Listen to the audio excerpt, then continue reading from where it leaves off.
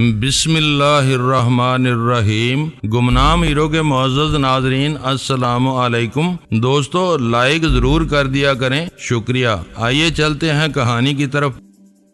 آپ کی بڑی مہربانی صاحب بہادر، میں نے کہا، مجھے کسی انعام کی ضرورت نہیں، اگر آپ کی جگہ کوئی اور ہوتا تو بھی میں اسے اسی طرح بیڑیوں سے بچا لیتا۔ فوج میں بھرتی ہونے کی بھی میری خواہش نہیں، میں تمہیں چند روپے انعام نہیں دینا چاہتا۔ انگریز نے کہا، میں تمہیں نہری علاقے میں زمین دلواؤں گا اور یہ یاد رکھو کہ میں تمہیں رسالے میں بھرتی کراؤں گا۔ تم جیسا آدمی گھوڑے کی پیٹھ پر بیٹھا بہت اچھا لگتا ہے۔ انگریزوں کے انعام و اکرام مشہور تھے۔ اس وقت آبادی کم اور زیر کاشت زمین زیادہ تھی، لیکن ایسی زمین کی بھی کمی نہیں تھی جو زرخیز تھی لیکن ویران پڑی تھی۔ انگریز کسی کی خدمات پر خوش ہوتے تو اسے کئی ایکڑ زمین دے دیتے تھے، اسے وہ مربع کہتے تھے۔ انگریزوں نے ہماری قوم کے بے شمار لوگوں کو مفت زمینوں کے عوض خرید لیا تھا۔ آج آپ جو جاگیریں دیکھتے ہیں یہ سب انگریزوں کی عطا کردہ ہیں۔ اس وقت فوج میں رسالے ہوتے تھے جن میں گھوڑ سوار ہوتے تھے، انہیں سپاہی نہیں سوار کہا جاتا تھا۔ آج کل گھوڑوں کی جگہ ٹینک آ گئے ہیں، فوج میں بھرتی ہونا بھی آزاد سمجھا جاتا تھا۔ مجھے یقین تھا کہ یہ صاحب بہادر مجھے اپنے ساتھ لے جا کر مجھے ایک آدھ مربع کی صورت میں ضرور انعام دلائے گا، لیکن اسے معلوم نہیں تھا کہ اس ایک مربع زمین کی خاطر مجھے سولی پر کھڑا ہونا پڑے گا۔ میں نے اسے ٹالنے کے لیے بہت کچھ کہا، لیکن وہ بڑی بری طرح میرے پیچھے پڑ گیا۔ آخر اس نے کہا کہ چلو میں تمہارے گاؤں چلتا ہوں، وہاں تمہارے نمبردار کو حکم دوں گا کہ وہ تمہیں جہلم چھاونی میں لے آئے۔ اگر وہ کوئی میرے علاقے کا عام سی قسم کا آدمی ہوتا تو اسے وہیں کھڑا چھوڑ کر وہاں سے چل پڑتا، لیکن وہ انگریز تھا۔ میں نے یہ بھی سوچ لیا تھا کہ اس کا حکم مانے بغیر اگر میں چل پڑا اور اتنی دیر میں اس کے ساتھی جو 3 آدمی تھے وہ واپس آ گئے تو وہ انہیں میرے پیچھے ڈال دے گا کہ اسے پکڑ کر اس کے گاؤں میں لے چلو۔ میں نے یہ بھی سوچ لیا تھا کہ اس میجر نے اگر روب اور حکم سے بات کی تو میں اسے یہیں گولی مار کر بھاگ جاؤں گا، لیکن وہ میرے ساتھ اس طرح باتیں کر رہا تھا جیسے میں اس کا لنگوٹیا یار ہوں۔ آخر کار میں مجبور ہو گیا اسے بتا دوں کہ میں اس کے ساتھ جانے سے کیوں گریز کر رہا ہوں۔ مجھے یہ خطرہ بھی نظر آ رہا تھا کہ اس کے ساتھ جو نمبردار تھا وہ اگر واپس آ گیا تو وہ مجھے پہچان لے گا۔ ہر کسی کو معلوم تھا کہ میرے سر کی قیمت 10,000 روپیہ مقرر ہو چکی ہے۔ میں نے سوچ لیا کہ ان لوگوں کے آنے سے پہلے میں اس انگریز میجر کو بتا دوں کہ میں کون ہوں تاکہ وہ مجھے گرفتاری سے بچا لے۔ مجھے یہ خطرہ بھی نظر آ رہا تھا کہ میں نے چونکہ انگریزوں کی بادشاہی کا حکم توڑا ہے، اس لیے یہ میجر مجھے انعام دینے کی بجائے پکڑوا دے گا اور پوری سزا دلائے گا۔ میں اس صورتحال کے لیے تیار تھا، میرے پاس ریوالور تھا۔ صاحب بہادر، میں نے اسے کہا،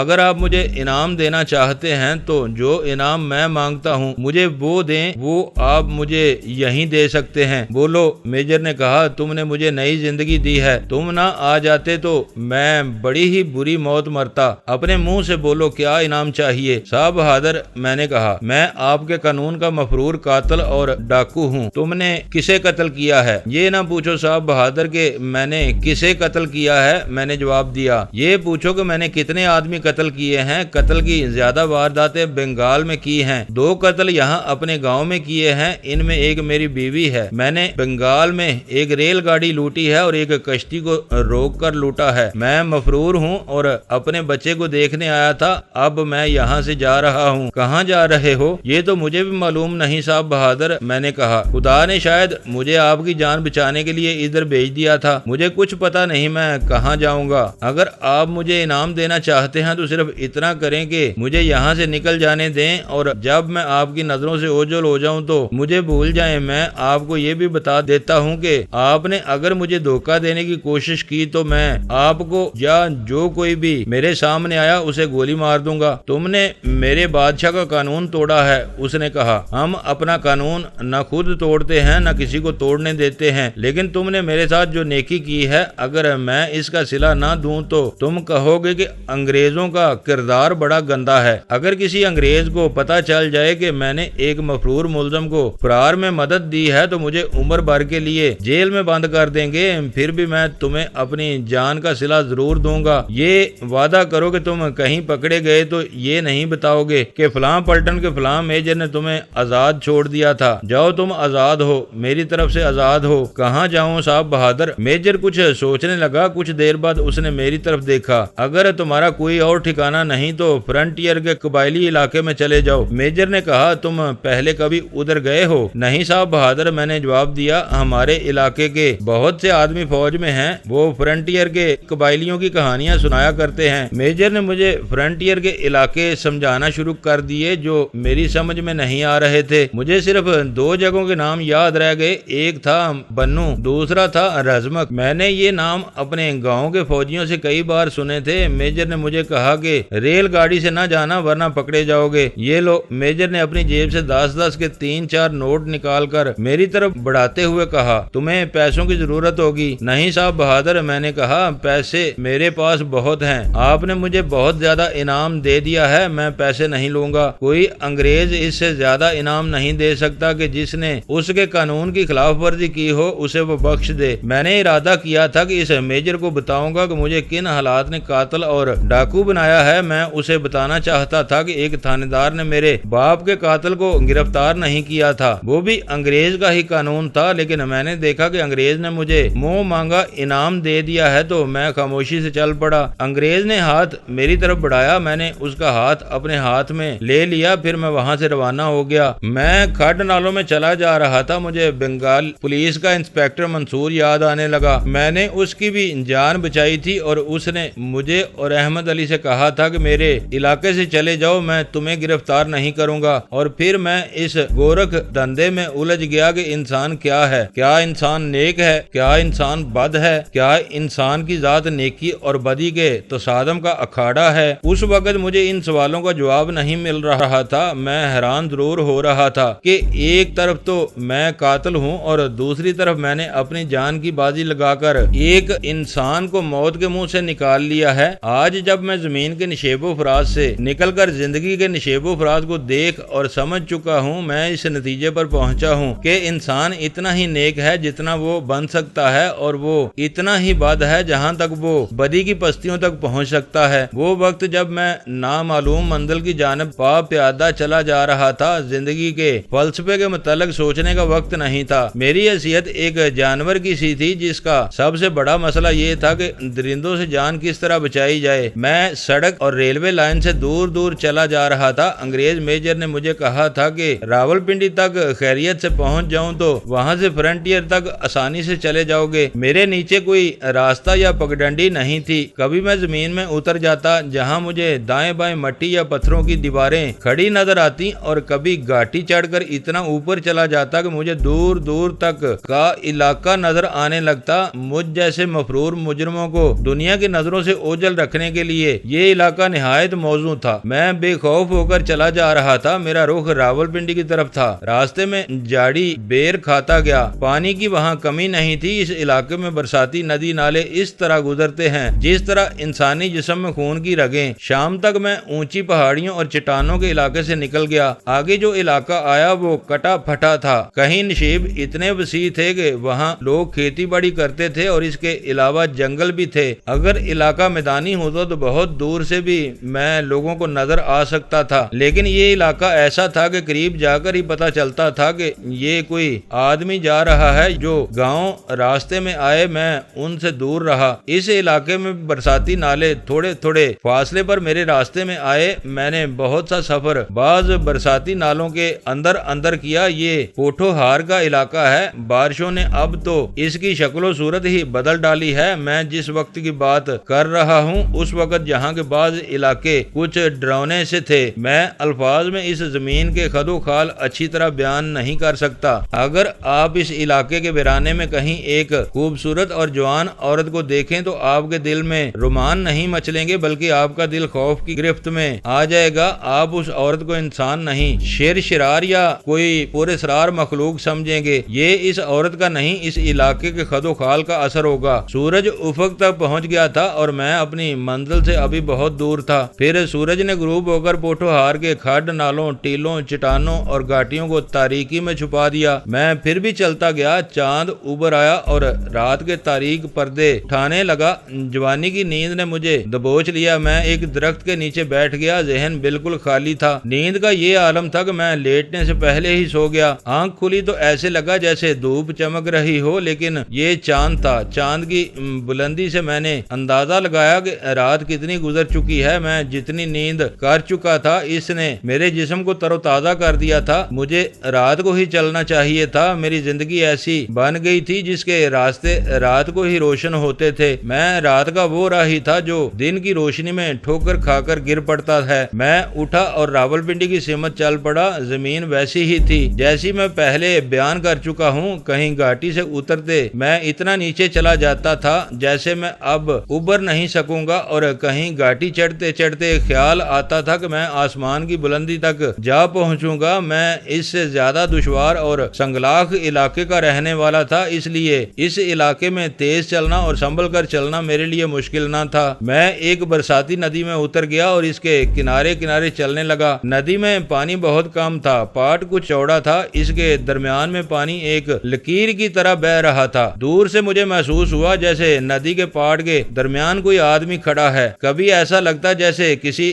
درخت کا تنا اوپر سے کٹا ہوا ہو۔ میں کنارے کنارے چلتا گیا۔ وہ جو کچھ بھی تھا، میں اس سے کوئی 50-60 گز دور رہ گیا تو مجھے ایک عورت کی بڑی بلند اور دل کو چیرتی ہوئی چیخ سنائی دی۔ میرا دل دہل گیا اور قدم رک گئے۔ وہ چیز ہلنے لگی۔ اب کوئی شک نہ رہا کہ وہ کوئی انسان ہے۔ کچھ دیر خاموشی طاری رہی۔ میں آہستہ آہستہ چل پڑا۔ ایک بار پھر عورت کی چیخ سنائی دی۔ چلے جاؤ، عورت کی للکار سنائی دی۔ اگر یہاں رکے تو تمہارا کلیجہ منہ کے راستے نکال لوں گی۔ ہمارے علاقے میں آج بھی جنوں اور چڑیلوں کی موجودگی کو مانا جاتا ہے، اور کبھی کبھار ایسا واقعہ سننے میں آتا ہے کہ ایک آدمی اکیلا رات کے وقت ویرانے سے گزر رہا تھا۔ اسے ایک چڑیل بڑی خوبصورت عورت کے روپ میں مل گئی۔ اس آدمی نے اس پر دست درازی کی۔ صبح لوگوں نے اس کی لاش پڑی ہوئی دیکھی۔ اس کا کلیجہ منہ کے راستے باہر آیا ہوا تھا۔ یہ بھی مشہور ہے کہ ہاتھ میں چمکتا ہوا کوئی ہتھیار ہو، یعنی کلہاڑی، چاقو، چھری، تو چڑیل بھاگ جاتی ہے۔ یہ بھی بتایا جاتا ہے کہ چڑیلوں کے ہاتھ اور پاؤں الٹے ہوتے ہیں۔ اس وقت میں بھی جنوں اور چڑیلوں کو مانتا تھا۔ معلوم نہیں مجھے کیا خیال آیا، یا شاید میں پاگل ہو گیا تھا۔ میں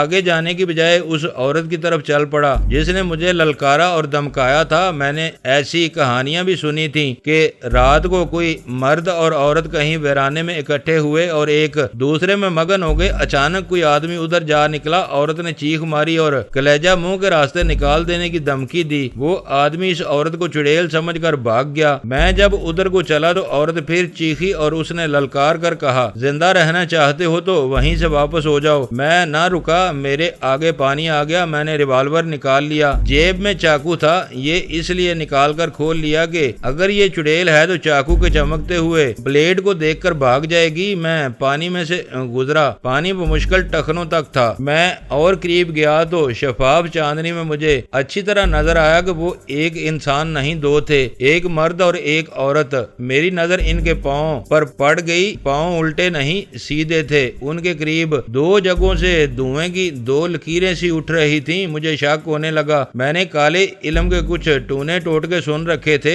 جن میں بعض بڑے خطرناک تھے۔ یہ کوئی مضبوط دل والا آدمی ہی کر سکتا تھا۔ ان میں ایک ٹونا دریا یا ندی کے پاٹ میں رات کے وقت اس جگہ کھڑے ہو کر کیا جاتا ہے جہاں پانی پیچھے سے دو شاخوں میں بہتا آ رہا ہو اور دونوں شاخیں مل کر ایک ہو جائیں۔ وہ دونوں جہاں کھڑے تھے وہاں ندی کی دو شاخیں مل کر ایک ہو گئی تھیں اور پانی پاٹ کے درمیان بہ رہا تھا۔ وہ دونوں اس طرح کھڑے تھے کہ عورت نے اپنی پیٹھ مرد کے سینے کے ساتھ لگا رکھی تھی۔ میں یہ دیکھ کر ٹھٹکا کہ دونوں کے جسموں پر ایک بھی کپڑا نہیں تھا۔ وہ سر سے پاؤں تک برہنہ تھے۔ اگر تم واقعی چڑیل ہو تو میں تمہارا کچھ نہیں بگاڑ سکتا، میں نے کہا۔ میں نے چڑیل کبھی نہیں دیکھی، مجھے اپنے قریب آنے دو، پھر میں چلا جاؤں گا۔ انہوں نے آپس میں کوئی بات کی۔ عورت مرد کے آگے سے ہٹ کر اس کے پہلو میں ہو گئی۔ اب مرد کی آواز آئی، تم یہاں سے چلے جاؤ۔ مردانہ آواز نے کہا، آگے آئے تو پچھتاؤ گے۔ اتفاق سے میری نظر ان سے چند قدم پرے گئی تو مجھے کپڑے پڑے نظر آ گئے۔ میں حماقت کی حد تک دلیر ہوا کرتا تھا۔ میرے ہاتھ میں پستول ہے، میں نے کہا۔ میں تم پر گولی چلاتا ہوں، اگر تم شرشرار ہو تو گولی गोली तुम्हें कोई नुकसान नहीं पहुंचाएगी। औरत कपड़ों की तरफ दौड़ पड़ी। पीछे रहो, मैंने गर्ज कर कहा। जिस हालत में हो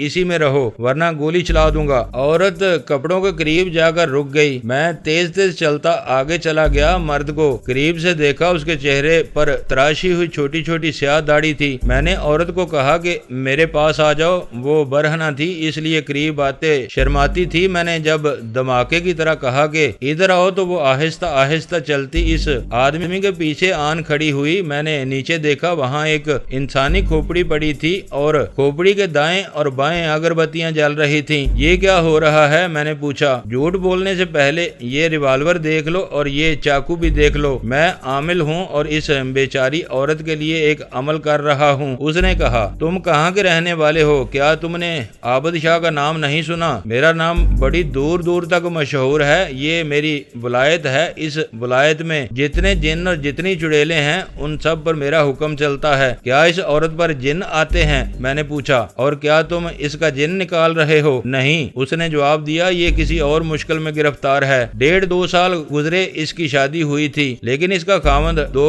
गैर औरतों के जाल में ऐसा फंसा हुआ है कि इसकी तरफ वो तवज्जो ही नहीं देता। ये बेचारी आखिर मेरे पास आई। मैंने आम सी किस्म के तावीज दागे किए, लेकिन उस शख्स पर कुछ असर न हुआ। मैंने एक रात मुराकबे में बैठकर इसके खामद का हिसाब किताब देखा तो बात कुछ और ही निकली। उन दोनों औरतों ने इसके खामद को बड़े सख्त नक्श पिला रखे हैं। इनका असर आम तावीजों से दूर नहीं किया जा सकता। ये काम सिर्फ मेरे मुअक्कल जिन्नात कर सकते हैं। ये काम अपने घर में बैठकर नहीं किया जा सकता। ये अमल इस जगह कामयाब होता है जहाँ दरिया या नदी की 2 शाखें मिलकर एक हो जाती हैं। चांदनी रात हो और वक्त आधी रात के बाद का हो, अमल करने और कराने वाले दोनों के जिस्मों पर कोई कपड़ा नहीं होना चाहिए। क्या तुम्हारे मुअक्कल यहाँ आएंगे? वो आ रहे थे, उसने जवाब दिया, लेकिन तुम्हें देखकर रुक गए। तुम्हें डराने के लिए मैंने इस औरत से कहा था कि दूर से चीख मारो और कहो कि तुम्हारा कलेजा तुम्हारे मुंह के रास्ते निकाल दूंगी। मेरा ख्याल था कि तुम डर कर भाग जाओगे और मेरा अमल पूरा हो जाएगा, लेकिन तुम बहुत दिलेर निकले और कुछ सोचे समझे बगैर यहाँ आ गए। मैंने मुअक्कलों से कह दिया है कि वो अभी पीछे ही रहें। तुम चले जाओ और इस बेचारी का काम बन जाने दो। अगर तुम कुछ देर और यहाँ खड़े रहे तो मुझे डर है कि मुअक्कल तुम्हें नुकसान पहुँचाएंगे। मैं अभी इस अमल की बात का कोई जवाब सोच ही रहा था कि एक आदमी दौड़ता हुआ आता दिखाई दिया। वो नदी के किनारे रुक गया। ओए, कौन हो तुम? उस आदमी ने पूछा। आगे आ जाओ, मैंने उसे कहा। करीब आकर देखो हम कौन हैं। आबद शाह के साथ जो औरत थी, उसने जब उस आदमी को इधर आते देखा तो वो तेजी से अपने कपड़ों की तरफ दौड़ी। वो आदमी कूदता फलांगता हमारे पास आ गया था। उसने औरत की तरफ देखा। औरत अपने कपड़े उठाकर भागने लगी तो ये आदमी इसकी तरफ दौड़ा। मैं एक लम्हा जाया किए बगैर तेज दौड़कर इन दोनों के दरमियान पहुंच गया और उस औरत को बाजू से पकड़ लिया। उसने अपनी शलवार कमीज अपने आगे फैला ली। मैंने देखा कि वो कांप रही थी। हट जा ओए पीछे, उस आदमी ने औरत की तरफ लपकते हुए कहा। मैंने आगे होकर उसे रोक लिया। तब मैंने देखा कि उसके पास कुल्हाड़ी थी। वो आदमी बड़े सख्त गुस्से में था। उसका जिस्म मेरे जिस्म से आधा भी ना था, वरना वो मेरे काबू ना आता। फिर मैंने रिवॉल्वर उसके सीने पर रख दिया। मैंने उसे कहा, पहले मेरे साथ बात करो। ओ ठहर जाओ।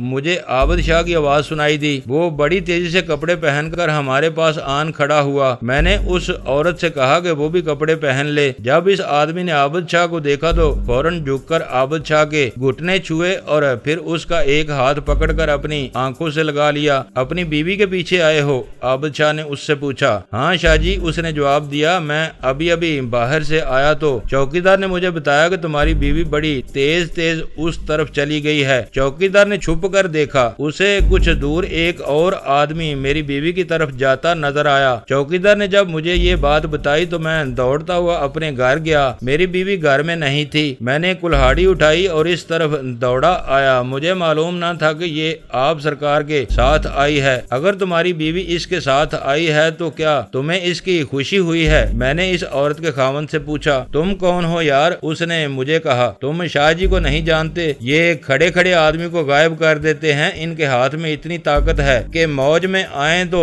तुम्हारी हर मुराद पूरी हो जाएगी और अगर कहर में आ जाएं तो खड़े खड़े तुम्हें लाश बना दें। उस वक्त तक मैं समझ चुका لگا تھا کہ یہ سب چکر بازی ہے۔ میں چنن شاہ کو بھی دیکھ آیا تھا، میں بنگال کے بن مندر کی پراسرار دنیا میں بھی رہ آیا تھا، میں زندگی کی اس حقیقت میں داخل ہو چکا تھا جس میں وہم، وسوسے اور توہمات محض بیکار اور بے معنی لگتے ہیں۔ موت میرے ساتھ ہم سفر کی طرح چل رہی تھی، میں اب اپنا پیرو مرشد اور عامل خود ہی تھا۔ میں نے ریوالور اپنی ہتھیلی پر رکھا اور ہاتھ اتنا بڑھایا کہ عابد شاہ اور اس آدمی کے درمیان تک پہنچ گیا۔ میں نے عابد شاہ سے کہا، اپنی طاقت دکھاؤ، میرے ہاتھ کو ہاتھ لگائے بغیر یہ پستول میرے ہاتھ سے گرا دو۔ عابد شاہ نے اوٹ پٹانگ سی باتیں کی۔ یہ دیہاتی لوگ ان پیروں اور عاملوں کی ایسی ہی باتوں سے متاثر ہو جاتے ہیں جو ان کے پلے نہیں پڑتی۔ وہ کہتے ہیں کہ یہ معرفت یا تصوف کی باتیں ہیں۔ او بے غیرت انسان، میں نے اس عورت کے خاوند سے کہا، تم نے اپنی بیوی کو بالکل ننگا اس مشٹنڈے عامل کے ساتھ اس حالت میں دیکھا ہے کہ یہ بھی ننگا تھا اور تم خوش ہو رہے ہو۔ اسے کہو کہ اپنے جنوں اور چڑیلوں کو بلائے اور مجھے کھڑے کھڑے لاش بنا دے۔ میں اسے پھر کہتا ہوں کہ یہ ہے میرا پستول، اسے غائب کر دے۔ عابد شاہ بالکل ہی چپ ہو گیا۔ وہ میرے بالکل قریب کھڑے ہو کر مجھے کوہنیاں مارنے لگا۔ یہ اشارہ تھا کہ میں اس کے خلاف کوئی بات نہ کروں۔ تم اپنی بیوی کو قتل کرنے آئے ہو کیونکہ یہ رات کو کسی کے ساتھ باہر نکل آئی تھی۔ میں نے اس عورت کے خاوند سے کہا، تم مجھے یہ بتاؤ کہ اتنی رات گئے تم کہاں سے آئے تھے؟ میں کسی کام سے باہر گیا ہوا تھا، اس نے جواب دیا۔ میں نے بڑی زور سے اس کے منہ پر تھپڑ مارا، وہ ذرا سا سنبھلا تو میں نے ایسا ہی ایک اور تھپڑ مارا، وہ پیچھے ہٹا اور گر پڑا۔ میں نے اس کی کلہاڑی پر پاؤں رکھ دیا اور اسے کہا کہ اٹھو، تم کسی عورت کے پاس تھے۔ میں نے اسے کہا، اپنی بیوی کو دیکھو، اس کی شکل و صورت اور جسم میں کیا کمی ہے؟ تم دوسری عورتوں کے ساتھ دل بہلا رہے ہو اور تمہاری بیوی اس شاہ کے ساتھ عیش کر رہی ہے۔ قتل کرنا ہے تو اسے قتل کرو۔ میں پھر کہتا ہوں کہ اسے کہو اپنے جنوں کو حاضر کرے اور مجھے غائب کروا دے۔ وہ عورت میرے پاؤں پڑ گئی اور کہنے لگی، اسے کچھ نہ کہو، تم چلے جاؤ۔ تم چلے جاؤ گے تو یہ ظالم خاوند مجھے جان سے مار ڈالے گا۔ مجھے خیال آ گیا کہ یہ شخص مجھ پر بھی شک کرے گا کہ اس کی بیوی کے ساتھ میرے بھی ناجائز تعلقات ہیں۔ میں تمہیں یہ بتا دوں کہ میں کون ہوں۔ میں نے اسے کہا، میں ادھر سے گزر رہا تھا تو میں نے ان دونوں کو بالکل برہنہ حالت میں دیکھا۔ تمہاری بیوی کا جسم اس شاہ نے اپنے ساتھ لپٹا رکھا تھا۔ یہ شاہ آسمان سے نہیں اترا، یہ ہماری طرح انسان ہے۔ مجھ پر کوئی شک نہ کرنا، میں نے تمہاری بیوی کو پہلی بار دیکھا ہے۔ یہ تمہارے ہاتھوں ستائی ہوئی مجبور عورت ہے۔ اس کی عزت کو بچانا میرا فرض ہے۔ تم یہ نہیں سوچتے کہ تم نے 1.5-2 برس اس عورت کو ترسایا ہے، تم نے اس کی عزت کا خیال نہیں رکھا تو یہ تمہاری عزت کا خیال کیوں رکھے گی؟ معلوم نہیں کہ یہ اور کس کس کے پاس جاتی ہوگی۔ نہیں نہیں، عورت نے تڑپتی ہوئی آواز میں کہا، مسجد میں چل کر میرے سر پر قرآن رکھ دو۔ میرے تعلقات کسی بھی مرد کے ساتھ نہیں۔ اس شاہ نے تمہارے ساتھ کیا سلوک کیا ہے؟ میں نے پوچھا۔ عورت نے شرما کر سر جھکا لیا، پھر منہ پھیر لیا۔ میں اس کے پیچھے پڑ گیا، اسے ڈرایا بھی اور اسے یہ بھی کہا کہ تمہارے اس شاہ کے ہاتھ میں کوئی طاقت نہیں، نہ کوئی جن یا چڑیل اس کے قبضے میں ہے۔ اس عورت کے خاوند پر میری باتوں کا کچھ ایسا اثر ہوا کہ اس نے اپنی بیوی سے کہا کہ عابد شاہ نے اس کے ساتھ جیسا تیسا بھی سلوک کیا ہے، سچ سچ بتا دے اور وہ اسے بخش دے گا۔